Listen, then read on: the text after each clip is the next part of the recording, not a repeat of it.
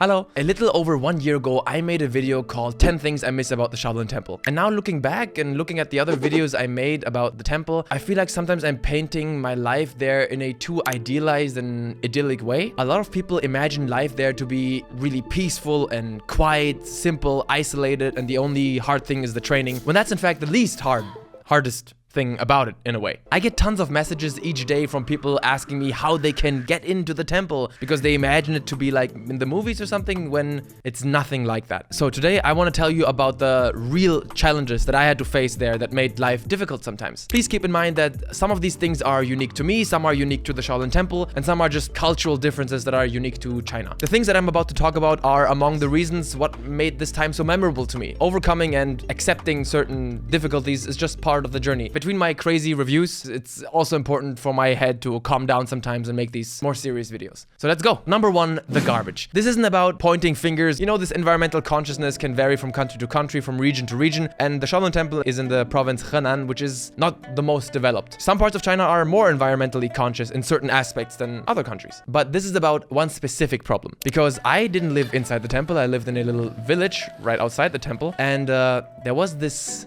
garbage dump where, you know, everybody would just collect all the garbage in that area and wait for the garbage collectors from the city to come, who sometimes didn't come for a whole month. What would people do? They would burn it to get rid of it, right? What else are you going to do? This sucked. It really did. Because when they burn this plastic in large volumes, this cloud of toxic fumes will lie on top of the village. So much about life at Shaolin Temple being super healthy for you. Breathing in burnt plastic is poison, and not a fan of that. So sometimes during lunch breaks, when I smelled them burning the plastic, I would just walk down to the temple or walk around the village looking for little pockets of clean air because I didn't want to breathe that in. It was stupid. I don't know. Number two, electricity. So we did have electricity in the temple and in the village, but we had power outages. So a power outage usually isn't a big deal, but then you realize that the fridge needs electricity. Then you realize that your heater needs electricity. And the winters at Shaolin are brutal. They are horrible. Even the monks, you know, they are covered in 10 blankets. They don't even walk outside. It's really cold. Also, because the rooms weren't very well isolated, after a while we came up with this idea of sticking a blanket to the door so that when we open the door, all the heat that's trapped in the room wouldn't escape immediately. Also, I got up every morning with my cell phone alarm clock, and if I can't charge my phone, that's a problem. And before some of you get angry like, oh, how can you have a phone at the Shaolin Temple?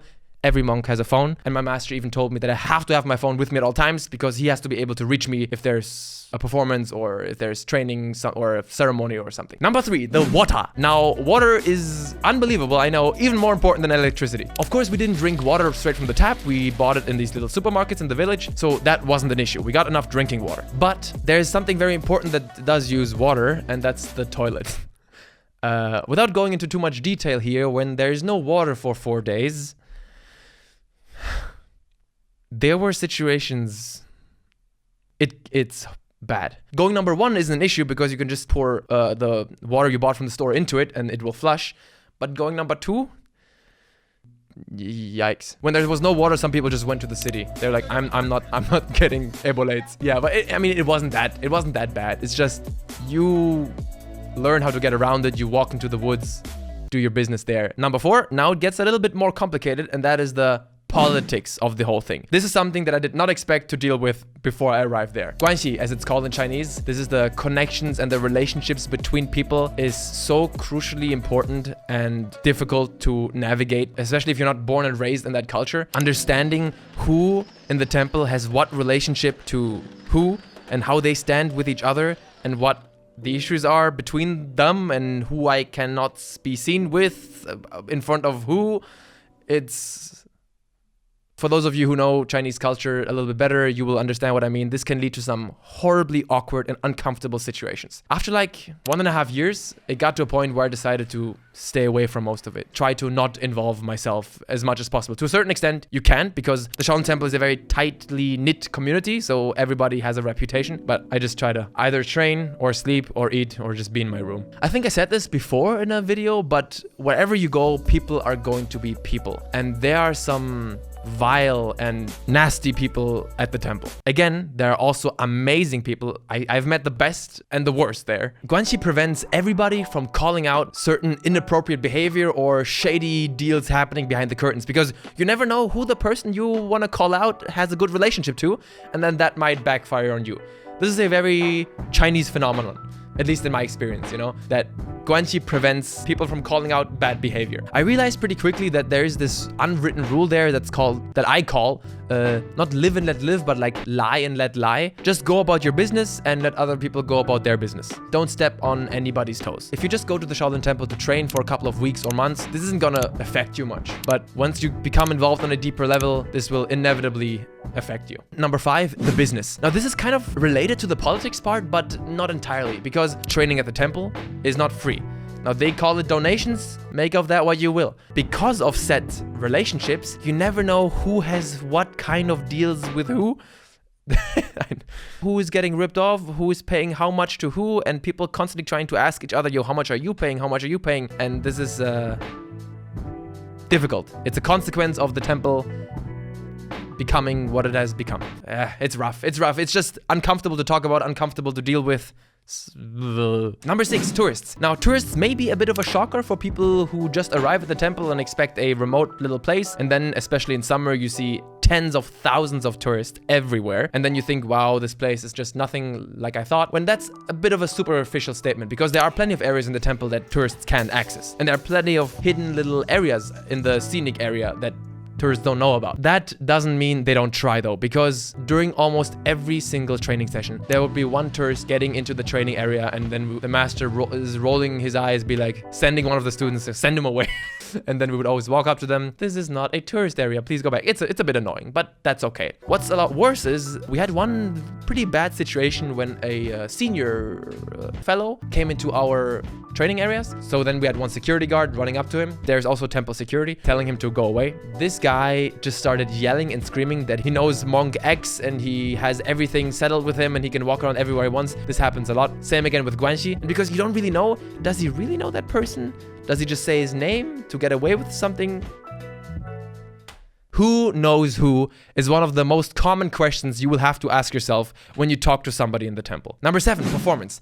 Don't get me wrong, being given the opportunity to perform with the monks for, you know, ambassadors and you know, we had these party members who came to the temple. That's an absolute privilege and an amazing opportunity for me. But this was something that I always struggled with, because I'm a person who gets extremely nervous when it's something that I care about. I start to shake, I start to feel dizzy, lightheaded. I don't know why that is, but I just couldn't handle it sometimes. I would still perform, but my performance level, my masters sometimes cringed themselves into oblivion, and after performance I always got a good old talking to. Why you perform on this level but then perform on this level? I try to get better at it, but it was always something very difficult for me. I remember this one performance when I would hide after the performance.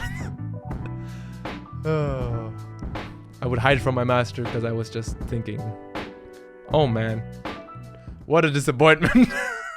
When all the eyes are on me, it's difficult sometimes. But still, I'm incredibly grateful for my master and his patience with me.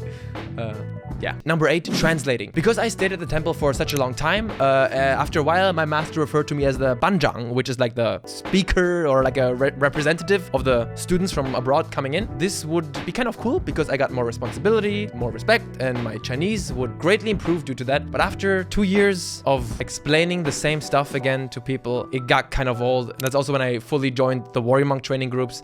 So I just try to stay away from foreign students, because I knew that when a master sees me and a foreign student, they're immediately gonna call me and say, hey, I'll translate this. Of course, I still did it. I still had to do it all the time.